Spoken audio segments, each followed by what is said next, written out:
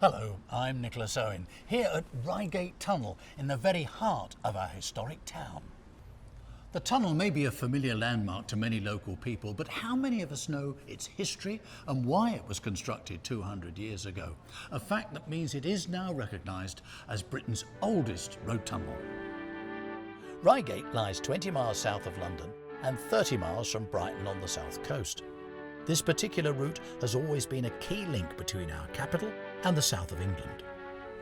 Reigate prospered because it was a stop on that journey, and we're talking here about the days of horse-drawn transport. The stagecoaches required teams of horses to haul them, and these horses were changed at set stages, hence the term stagecoach. Here in Reigate we boasted half a dozen staging hotels, complete with stables, horses, refreshments and overnight accommodation. The first London to Brighton service began in 1787.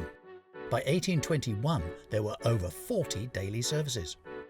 It took 6 hours to travel from London to Brighton, a journey that can now take less than an hour on a good day. So what has this tunnel got to do with it? Time and money. We drive around the town without a second thought, but take yourself back 200 years and try to appreciate the effort it took to do the same route. In a wooden carriage, with heavy loads, poor brakes, pulled by a team of horses, and in all weathers. On the plus side, the traffic brought commerce and trade into the town, and everyone using the roads were charged for the privilege, with tolls set up at various points. On the negative side, there was the steep hill to the north of the town, and there was also the problem of getting around the town itself. The castle mound, right in the centre of town, meant having to come all the way around it with sharp turns and steep inclines.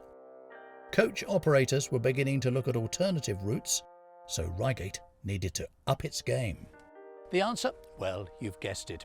If you can't go round the mound in the middle of town and you can't go over the mound, then you have to go through it. And that's what they did. And who were they? Well, the land was owned by Earl Somers, and he could see the advantages to both the town and himself by providing a quicker and easier route right through the middle of his estate. He could help speed up the travel time from London to Brighton, make the route a lot easier, and charge for the privilege. When the tunnel opened in 1823, you were charged 6 old pence per coach, which is around £1.50 today.